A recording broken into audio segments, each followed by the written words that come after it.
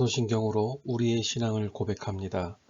전능하사 천지를 만드신 하나님 아버지를 내가 믿사오며 그 외아들 우리 주 예수 그리스도를 믿사오니 이는 성령으로 잉태하사 동정녀 마리아에게 나시고 본디오 빌라도에게 고난을 받으사 십자가에 못 박혀 죽으시고 장사한 지 사흘 만에 죽은 자 가운데에서 다시 살아나시며 하늘에 오르사 전능하신 하나님 우편에 앉아 계시다가 저희로서 산 자와 죽은 자를 심판하러 오시리라. 성령을 믿사오며 거룩한 공예와 성도가 서로 교통하는 것과 죄를 사하여 주시는 것과 몸이 다시 산 것과 영원히 사는 것을 믿사옵나이다. 아멘.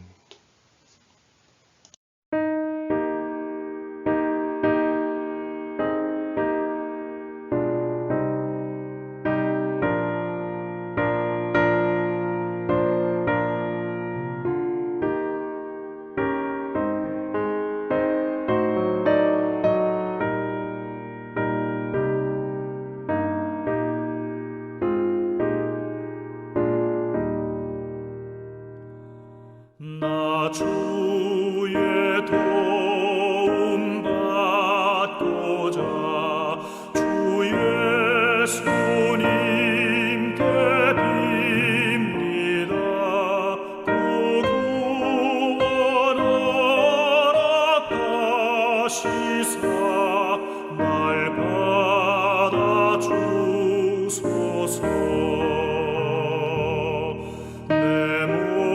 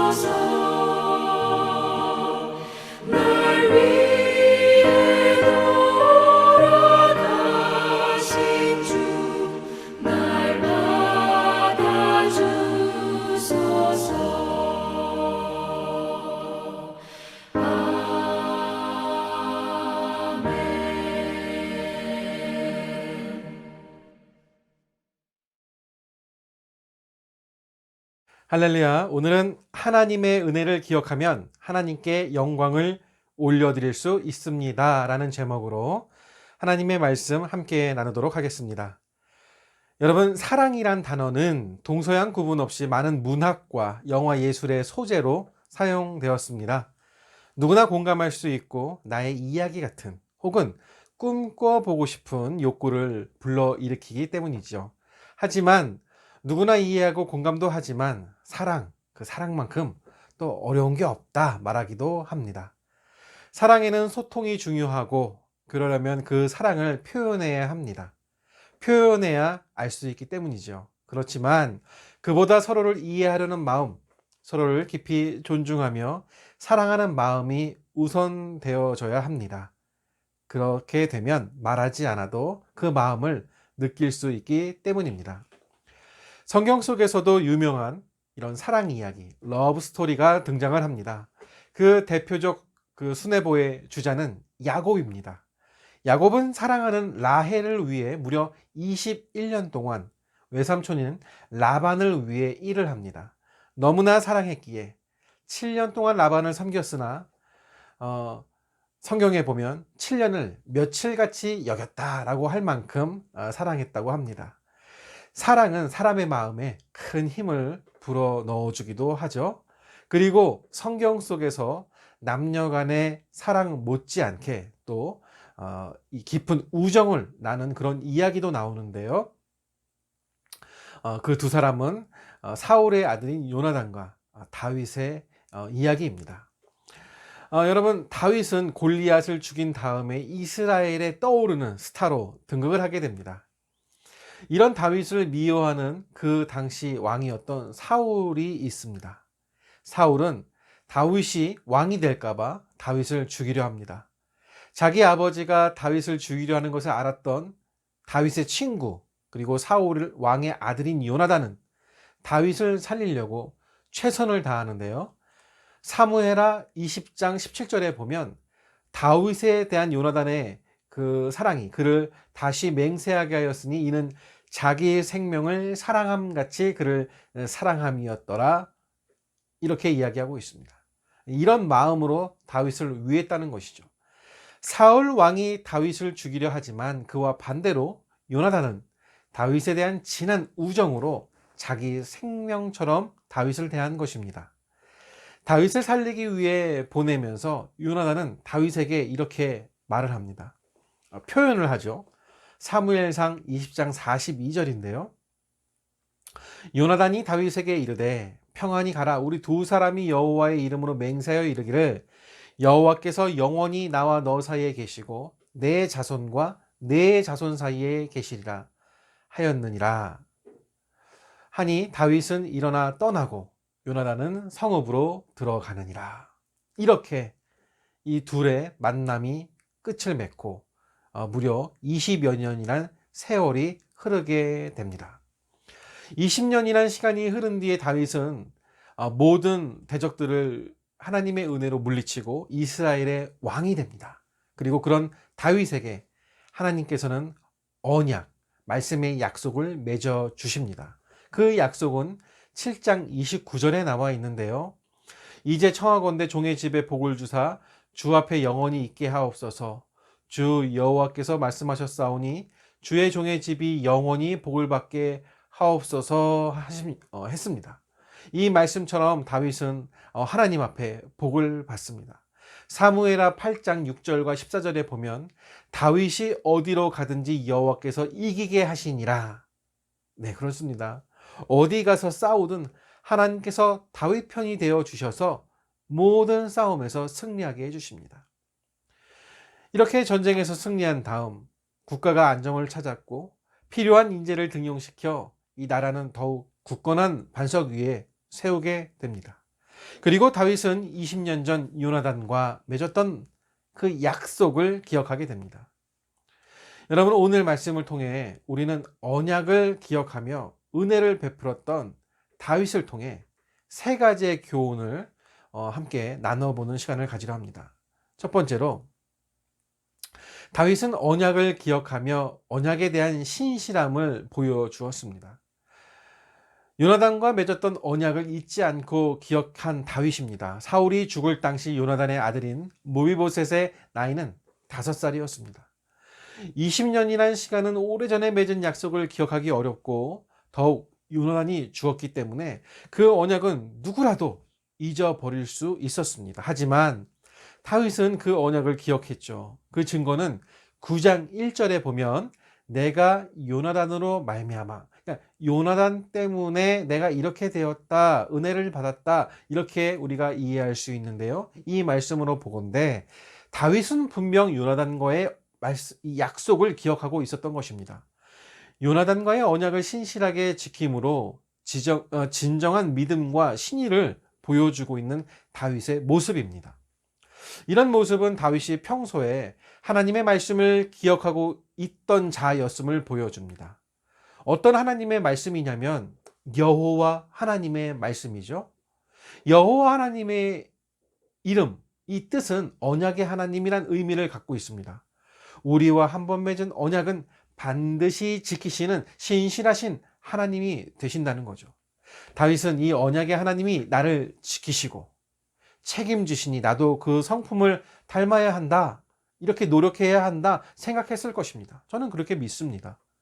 다윗은 이런 하나님을 기억했을 것입니다. 출애굽기 6장 5절의 하나님, 이제 애굽 사람이 종으로 삼은 이스라엘 자손의 신음소리를 내가 듣고, 하나님이 들으셨다는 이야기죠. 나의 언약을 기억하노라. 아멘. 이 말씀처럼 그 언약을 신실하게 지키신 하나님을 다윗은 알고 있었습니다. 출애굽기 20장 2절에 이런 말씀도 기억했을 것입니다. 나는 너를 애굽 땅 종되었던 집에서 인도하여 낸 내 하나님 여호와니라. 아멘. 애굽의 장자를 모두 죽이시기까지 이스라엘과 맺은 언약을 기억하셨던 하나님을 다윗은 기억하고 있었습니다.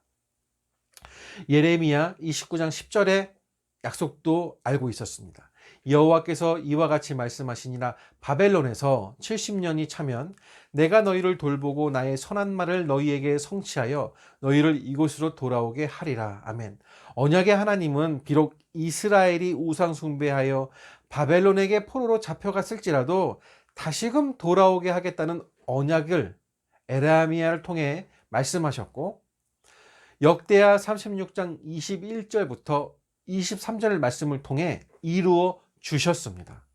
말씀을 이루었습니다. 이에 토지가 황폐하여 땅이 안식년을 누림같이 안식하여 70년을 지냈으니 예레미야의 입으로 하신 말씀이 이루어졌더라. 그러면서 예루살렘 성전을 건축하라 하셨나니 너희 중에 그의 백성 된 자는 다 올라갈지어다. 너희 하나님 여호와께서 함께 하시기를 원하노라 하였더라. 아멘.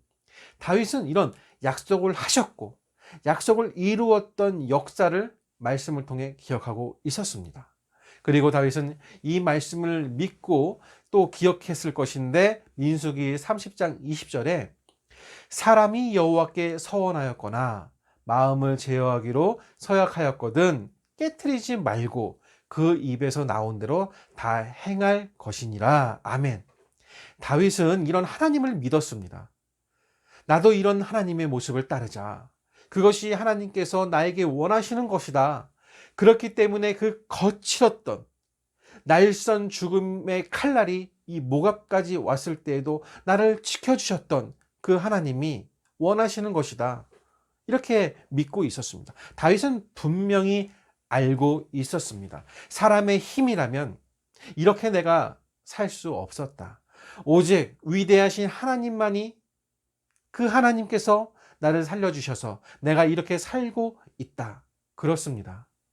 우리가 전심으로 여호와의 말씀을 순종하여 이룰 때 하나님께서 앞서 행하시고 그 말씀을 신실하게 이루어 주심을 믿으시길 바랍니다.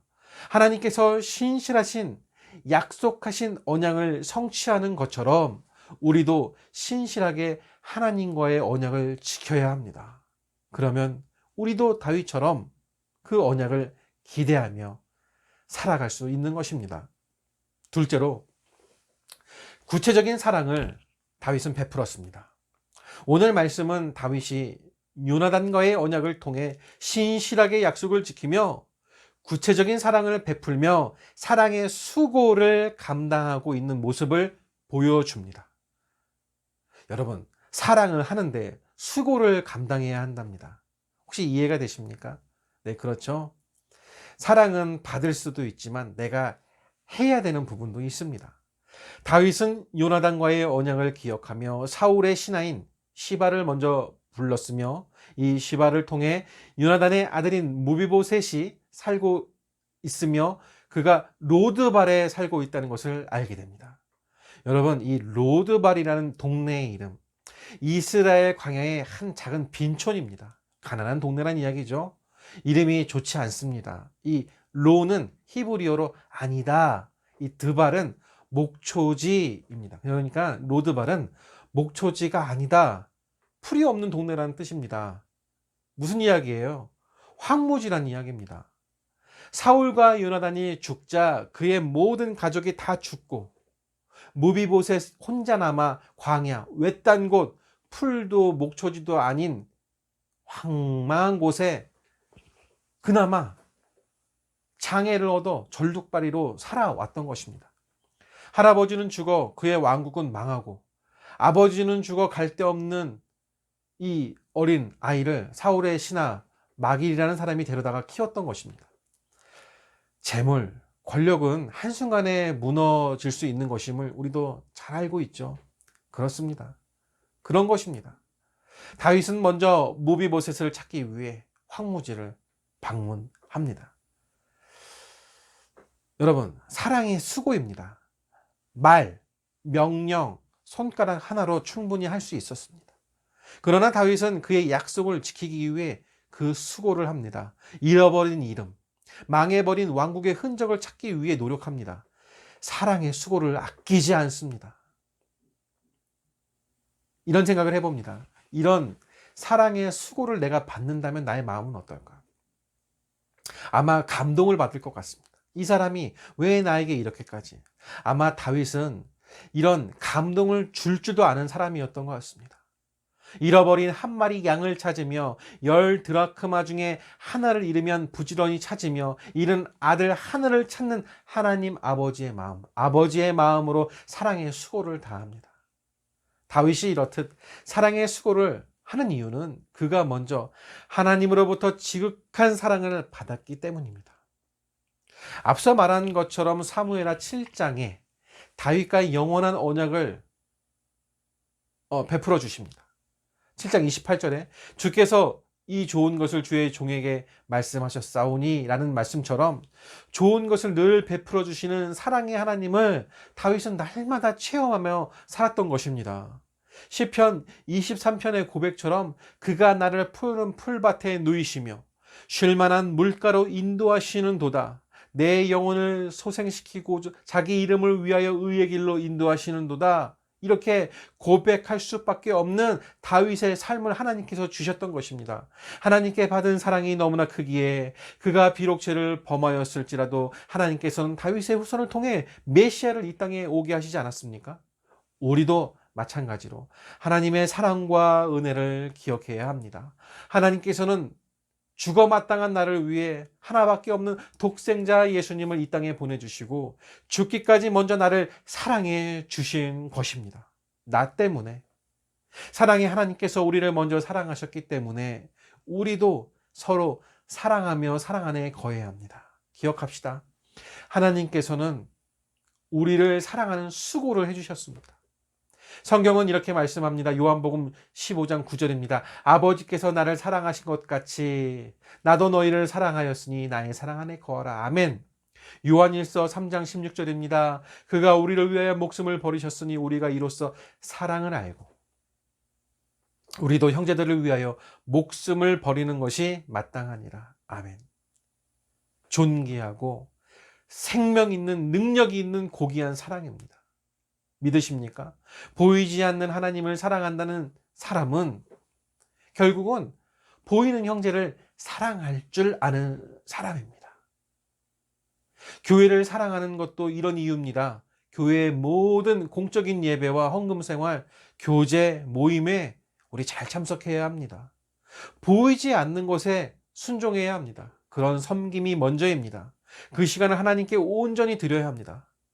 제가 담임 목사로 죄송한 마음을 늘 갖고 있습니다. 저희 교회 이 이전 문제로 어려움이 있습니다. 성도들에게 온전히 예배를 드릴 수 있는 곳을 마련해야 하는데 이 시대의 비싼 월세를 감당하기에는 저에게 또 우리 교회가 많이 부족합니다. 그래서 기도 중에 있습니다. 그러나 다 이런 것도 하나님께서 사람의 마음에 감동을 주셔서 이 헌금의 손길들을 붙이시리라 믿고 또 교회를 얻으리라 저는 믿습니다.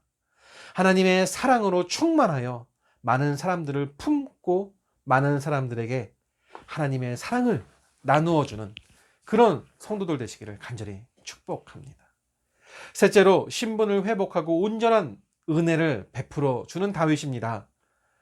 무비보셋이란 이름은 부끄러움을 흩으셨다는 그런 의미입니다. 그 이름처럼 다윗은 무비보셋의 모든 부끄러움을 씻어 주었습니다. 무비보셋은 전쟁을 피해 이리저리 다니다가 유모가 떨어뜨려 그만 다리를 저는 그런 안타까운 신세가 되었습니다. 그 자신을 8절에서 어떻게 표현하냐면 죽은 개라고 스스로를 표현하고 있습니다. 이 개는 히브리인들 사이에서 부정한 동물로 취급되었습니다. 이런 개를 사람에게 적용할 때에는 이방인이나 비천하기 짝이 없는 불쌍한 자를 가리킬 때 사용되었는데요. 더욱 다리를 저는 온전치 못한 상태, 재물도 없고 능력도 없는 연약한 자인 그런 존재로 자신을 표현했던 것입니다. 이런 부정한 존재에 잊혀진 존재에 상종하지 못할 인간을 다윗은 사랑으로 품고 그의 모든 지위를 회복시켜 주게 됩니다. 7절에 보면 사울의 모든 밭을 다 복구해 줍니다. 다시 줍니다. 회복시켜 줍니다. 또한 무엇보다 그의 주의를 회복시켜 줍니다. 또 너는 항상 내 상에서 떡을 먹을지니라. 왕의 식탁 위에 함께 먹을 수 있는 자는 왕자의 신분이죠. 그 신분으로 회복을 해줍니다. 망해버린 왕가의 아들인데 또 나의 원수 사울의 핏줄인데 그런 자를 함께 식사하는 존재로 만들어주는 겁니다. 여러분, 이런 놀라운 사랑을 어떻게 우리가 이해할 수 있습니까? 원수의 핏줄입니다. 어쩌면 내가 죽임 당할 수 있습니다. 어떻게 이럴 수 있을까요? 하나님의 사랑 때문에 이렇게 할 수 있다. 이렇게 말할 수밖에 없습니다. 어떻게 설명할 수 있겠습니까? 오랜 시간 하나님의 은혜를 경험했으니까. 하나님의 은혜를 알고 있으니까 가능한 것입니다. 실천에 옮길 수 있는 것입니다. 믿음이 있었기 때문에 가능했습니다. 사랑하는 성도 여러분, 그렇다면 나는 다윗의 처지입니까? 무비보셋과 같은 처지입니까? 아마 우리는 어쩔 수 없이 무비보셋과 같은 처지인 사람들이 많을 것입니다. 우리의 어쩔 수 없는 죄성, 약함으로 인해 우리는 늘 죄 가운데 있을 수뿐이 없는데 우리의 힘으로 발버둥 쳐도 어려울 때가 많은데 어떡할까? 우리는 하나님의 도움이 필요한 인생들입니다. 겉으로는 멀쩡해 보이지만 조금만 관심을 갖고 보면 다 아픈, 다 어쩜 그런 이런 이야기들이 있는지 다 그런 사람들입니다. 여러분, 나일 수 있습니다. 그러면 어찌해야겠습니까? 다윗과 같은 사람을 만나야 합니다. 그러니까 하나님을 우리가 온전히 믿으면 보내주신다는 거죠. 만남을 주신다는 거죠. 그렇습니다. 신앙의 복받는 원리입니다. 여러분, 하나님은 사람을 통해 일하심을 기억하셔야 합니다. 좋은 사람 만나야 합니다. 그래서 우리는 늘 좋은 사람 만날 수 있도록 좋은 환경 가운데 내가 거할 수 있도록 기도해야 합니다. 그것이 우리가 늘 말씀과 기도, 찬양, 예배 속에 있어야 하는 이유이기도 합니다. 아무 쓸모없는 나의 인생도 하나님의 은혜로 말미암아 회복되고 온전케 해주심을 믿으시기 바랍니다. 우리도 바울처럼 고백할 수 있습니다. 그러나 내가 나된 것은 하나님의 은혜로 된 것이니 내게 주신 그의 은혜가 헛되지 아니하여 내가 모든 사도보다 더 많이 수고하였으나 내가 한 것이 아니요 오직 나와 함께 하신 하나님의 은혜로라. 아멘. 고린도전서 15장 10절 말씀처럼 우리도 고백해야 합니다. 내가 누리고 있는 것, 내가 가지고 있는 것, 모든 것 모두 하나님의 은혜입니다. 전에는 부끄러움과 수치스러운 인생이었고 죽을 인생이었지만 하나님께서 나를 살리시고 나의 지위를 회복시키시고 아들로 삼으시어 영원토록 천국 백성 하나님과 함께하는 복된 인생으로 만들어 주신다는 것입니다. 지금 나의 인생에 어려움과 근심과 낙담으로 가득 차 있다고 느끼십니까? 도대체 나의 인생에 즐거움은 하나도 없고 큰 어려움과 고난에 직면한 분들이 계십니까? 지금 주님께서 당신을 기다리고 계십니다. 당신의 음성을 기다리고 있습니다. 주님 사랑합니다. 내가 주님을 믿습니다. 들으시면 됩니다. 오시면 됩니다. 말씀을 정리하겠습니다. 이사야서 55장 3절은 우리에게 이렇게 말씀해 줍니다. 너희는 귀를 기울이고 내게로 나와 들으라. 그리하면 너희의 영혼이 살리라. 내가 너희를 위하여 영원한 언약을 맺으리니 곧 다윗에게 허락한 확실한 은혜이니라. 아멘. 우리의 영혼도 살고 풍성한 삶을 누리게 됨을 약속하십니다. 우리의 영원한 러브스토리의 완성은 주님께 대한 우리의 사랑이 고백이 되어야 합니다.